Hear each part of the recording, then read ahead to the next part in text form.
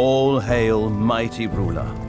I am your mentor, and will provide you with some valuable advice.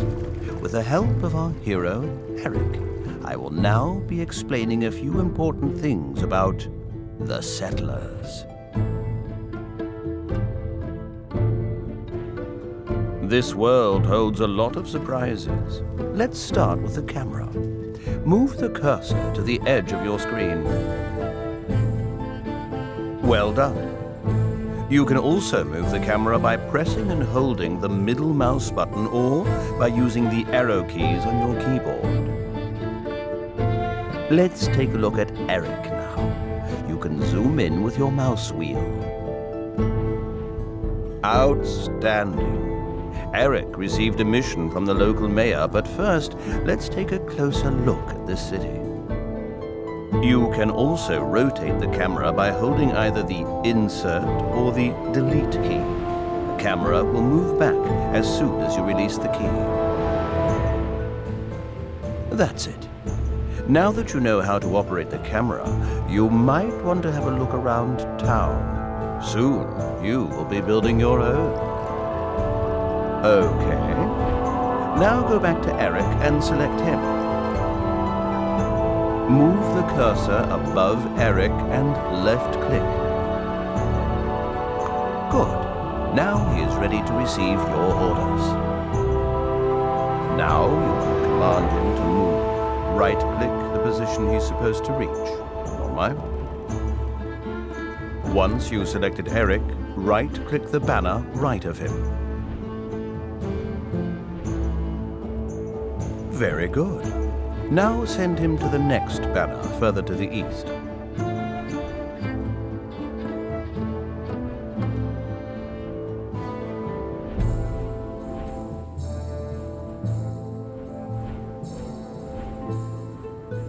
Great.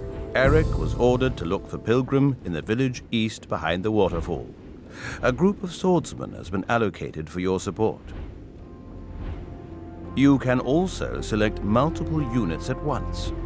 Move the cursor to the top left of Eric and your swordsman.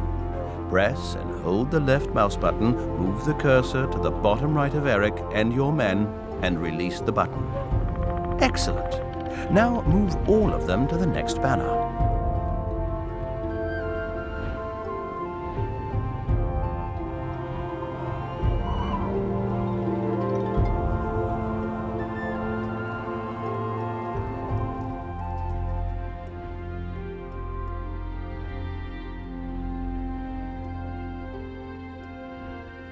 Oh no! Bandits are blocking the path. Select your units and attack the bandits by right-clicking them. They don't seem to be very strong. That shouldn't pose a problem for Eric and your swordsman.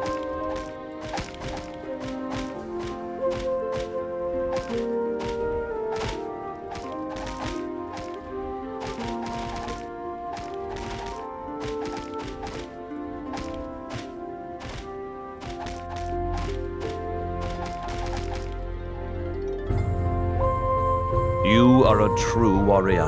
The path is secure now. Gather Eric and the other soldiers and send them to the next banner.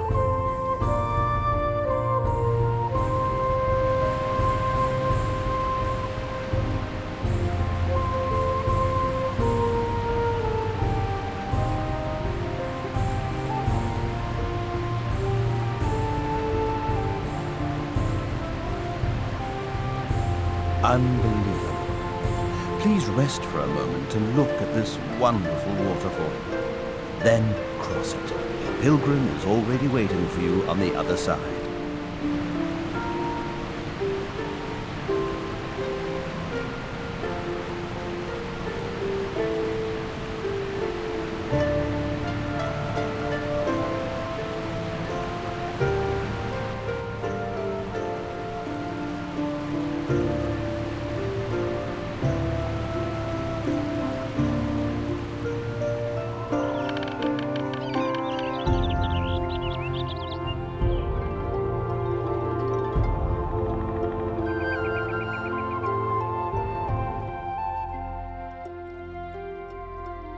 Welcome, Eric. The king sent me here to build a new settlement. Surely you will be nice enough to help me, won't you? The serfs are awaiting your orders. Select one of them to see the buildings they can currently build. But first, we need the resources required for the construction of buildings. Select one of the serfs and right-click on the clay marked with a banner.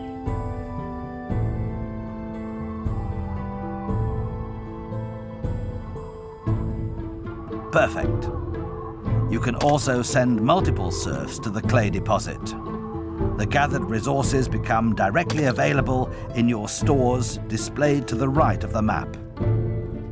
This way, it will take ages to collect sufficient resources. Isn't there a more efficient method? Our serfs do not seem to be the best option. Send one of them to look for shafts. There's a clay shaft to the east. Pilgrim, do not forget to explain the features of the keep to our new master. Please, let me do my job. I'll refer to that later. Ah, I found it. What now? Select one or more serfs and click on the mine symbol in the menu. Well done. Now move the cursor close to the clay shaft. The mine will log itself on top of it. Buildings appear red if they can't be placed at the desired location. Left-click the clay shaft with the building attached to the cursor. Eric, maybe one day you will truly become a great constructor. If you show me how to build barracks, maybe. Eric, you can also send multiple serfs to a building site. It will not be long till the pit is ready. But simple serfs surely do not have the necessary knowledge to work in a mine. You're right. Serfs are good at exploring the closer surroundings, gathering resources and erecting buildings, but they're not trained for the work inside buildings.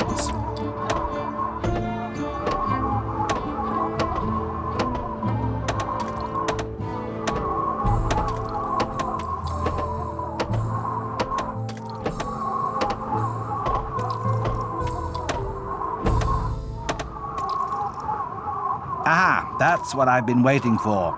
Do you see the village center west of our keep? Please select it.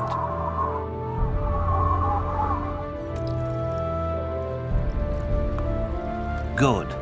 Workers from all over the kingdom received word about this new settlement. Like these miners, all other workers will spawn from your village center. Select the pit now.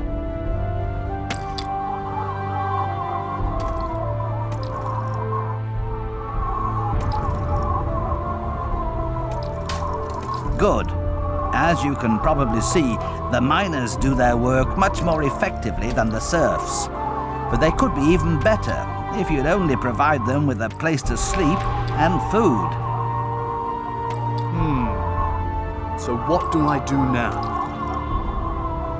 Select one or more serfs and build a farm and a residence in the close vicinity of the pit. While building, you should always be aware of the walking distance required to reach a bed or food.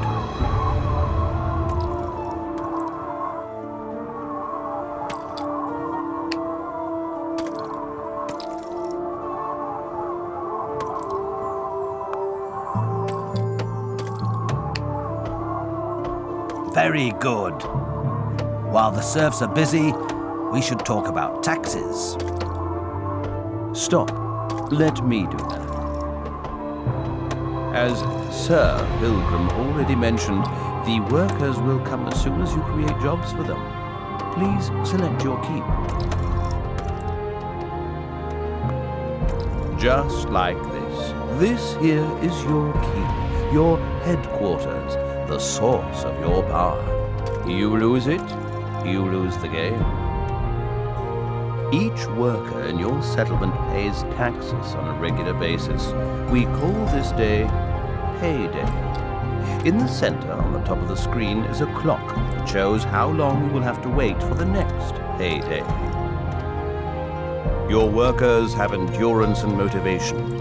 If the motivation is low, they are not able to rest well. Their endurance is increased on farms and in residences. Motivation is decreased by high taxes. Let's tweak the tax load a little. Let's be wise and set the taxes to the maximum level.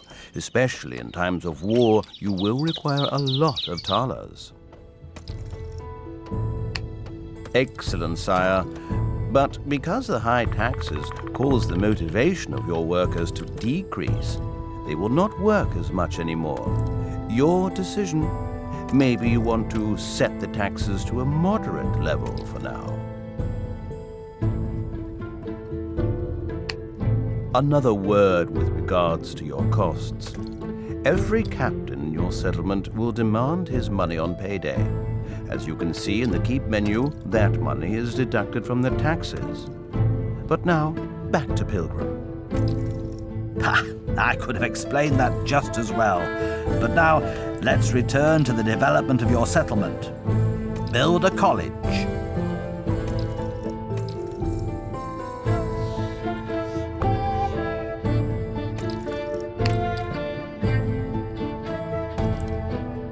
While the college is under construction, you can look around for additional mining possibilities. For example, a stone quarry. If you find one, build a stone pit.